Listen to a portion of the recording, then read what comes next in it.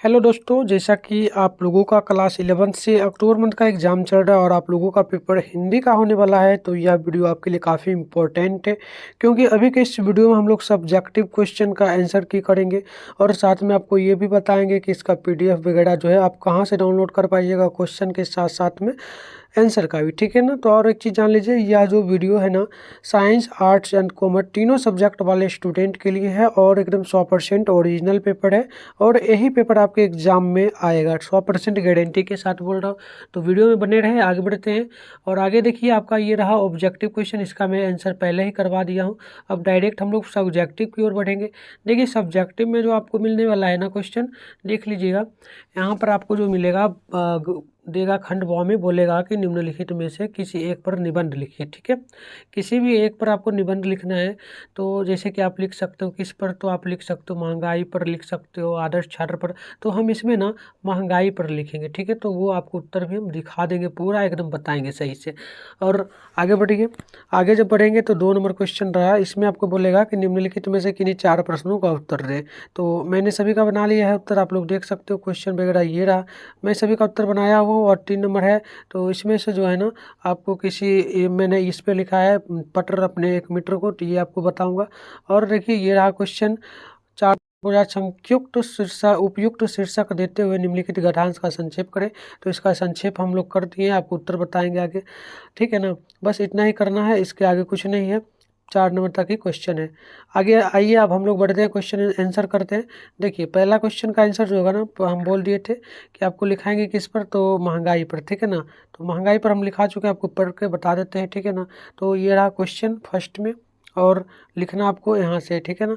सबसे पहले प्रस्तावना देना है आपको, याद रखिएगा। प्रस्तावना देना है, जैसे लिखा है सेम एग्जाम में जाकर लिख दीजिए, कोई दिक्कत नहीं होने वाला है। तो प्रस्तावना में आपको ये पूरा लिख देना है, जैसा कि मैंने लिखा हुआ है। भारत की बहुत सी आर्थिक समस्याओं में महंगाई की समस्या एक मुख्य है। वर्तमान समय में महंगाई की समस्या जो है ना, महंगाई की समस्या विकराल रूप धारण कर चुकी है। एक दर से बढ़ने वाली महंगाई तो आम जनता किसी न किसी तरह से सह लेती है, लेकिन कुछ समय से खदानों और कई उपभोक्ता वस्तुओं के मूल्यों में जो है ना भारी वृद्धि कर दी गई है। तो इतना लिखना है प्रस्तावना में। फिर आपको लिखना है, ऊपर थोड़ा सा आइएगा, और यहाँ पर आपको जो लिखना है ना, महंगाई देना है, हाईलाइट कर देना है, और आपको उत्तर लिख देना है, ठीक है ना। तो यहाँ पर लिखा गया है महंगाई पर, तो लिखना है महंगाई, लिखना है आपको क्या, तो महंगाई बढ़ने के अनेक कारण सूखा, बाढ़, हिमपात आदि प्राकृतिक कारणों से फसलों को जो हानि होती है, उससे खाद्य पदार्थों की कमी पैदा होती है। इस कमी के कारण बाजार में अनाज, फलों, सब्जियों के दाम बढ़ जाते हैं। उत्पादन में खर्च बढ़ने के कारण उत्पादित वस्तुओं का मूल्य वृद्धि हो जाता है। तो इतना लिख लीजिएगा। अब आप वीडियो को रोक करके लिख लीजिए। और इसका कहाँ पीडीएफ वगैरह मिलेगा, तो मैं बता देता हूँ। इसका पीडीएफ वगैरह ना टेलीग्राम ग्रुप में मिलेगा, जो कि वीडियो के डिस्क्रिप्शन बॉक्स में टेलीग्राम और व्हाट्सएप दोनों का लिंक डाला हुआ है। तो सबसे पहले टेलीग्राम में आपको मिलेगा, तो टेलीग्राम ग्रुप को ज्वाइन कर लीजिए जल्दी से। और इस नंबर पर आप लोग व्हाट्सएप ग्रुप का लिंक अगर नहीं काम करता है, तो आप सीधे इस नंबर पर मैसेज करिएगा, 696 98 095। इस पर आप लोगों को लिखना है, हेलो सर, मैं क्लास 11 में हूँ, मुझे व्हाट्सएप ग्रुप का लिंक दे दीजिए, तो मैं आपको दे दूंगा, ज्वाइन कर लेना, ठीक है। चलिए, और वीडियो को भी लाइक कर लीजिए। चैनल पर पहली बार तो चैनल को सब्सक्राइब कर लीजिए, क्योंकि जितना भी सब्जेक्ट का पेपर है आपका सभी सब्जेक्ट का इसी चैनल पर मिलेगा। और आपका हर एक मंथ अब एग्जाम होने वाला है, तो हर एक मंथ लेना चाहते हो तो हमारे साथ अभी ही जुड़ जाइए, ठीक है। तो चैनल को सब्सक्राइब कर लीजिए, यही मेन होगा, और टेलीग्राम ग्रुप ज्वाइन कर लीजिए, बस इतना आपके लिए काफ़ी होगा। चलिए बढ़ते हैं। हमने यहाँ तक देख लिया, प्रस्तावना महंगाई पर देख लिया। अब देखिए, यहाँ पर लिखना है, और आपको और क्या लिखना है, देखिए महंगाई के फलस्वरूप क्या लिखना है, देखना महंगाई के फलस्वरूप होने वाली कठिनाइयाँ क्या की है। तो ये आपको यहाँ से लिखना है, मैं आपको लिखा देता हूँ, ठीक है ना प्यारे बच्चों। देखो, यहाँ से लिखा दे रहा हूँ। देखो, लिखना है आपको सीधा सी, कीमतों में निरंतर वृद्धि एक दहशतकारी मोड़ ले रही है। कारण मनुष्य की समाज में उन्नत जीवन जीने की इच्छा एक निष्पादन हो गई है। पदार्थों की कीमतों में अत्यंत वृद्धि हो गई है। इसका कारण हमारी कृषि व्यवस्था पर पड़ती है। तो इसके बाद आगे बढ़ेंगे हम लोग इसी में, और आपको थोड़ा सा लिखना है पॉइंट चेंज करके, जैसे कि लिखा गया है तो लिख देना है आपको क्या, तो लिख देना है समाधान जमाखोरी राजनीति में था व्याप्त भ्रष्टाचार, गरीबी, जनसंख्या, अल्प विकास, राष्ट्रीय आकृति, उद्योगों में घाटा, सरकारी कुल व्यवस्था, रुपये में मूल्यवान, मुद्रास्फीति इत्यादि ऐसे कारक हैं जो निरंतर महंगाई को बढ़ाए जा रहे हैं। महंगाई आज राष्ट्रीय नहीं अपितु अंतर्राष्ट्रीय समस्या बन गई है। महंगाई के कारण असंतोष बढ़ रहा है, हर वर्ग का रोग जो है निरस्त हो गई है। बढ़ती महंगाई अर्थव्यवस्था के हर क्षेत्र को प्रभावित कर प्रत्येक वस्तु का मूल्य एवं किराया बढ़ा रहे हैं। तो आइए आगे बढ़ते हैं हम लोग। अब आप लोगों को क्या लिखना है, महंगाई को दूर करने का उपाय इस प्रकार से लिखना है, और यहाँ पर मैंने लिख दिया हुआ है।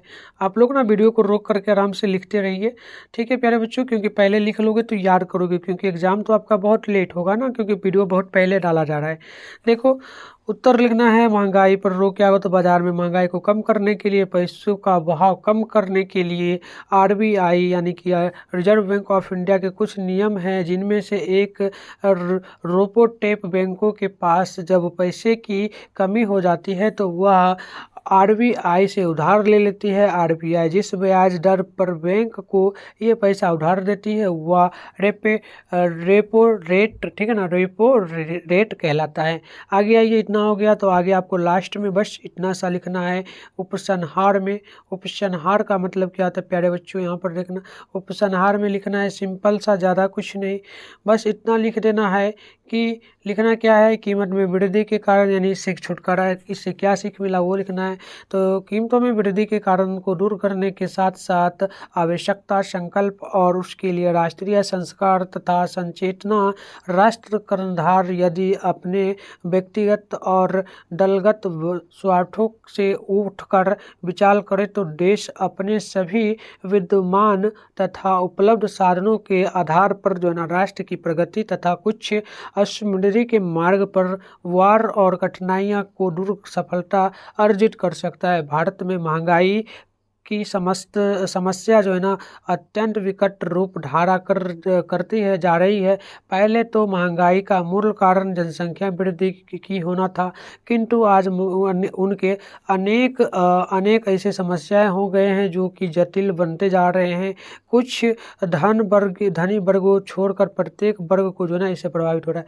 तो इसका उत्तर आप लोग आराम से वीडियो रोक करके लिख लीजिए। ये था पहला नंबर क्वेश्चन का उत्तर, जो कि 8 नंबर के लिए था। अब हम लोग बढ़ते हैं आगे और आगे आपको करवाते हैं।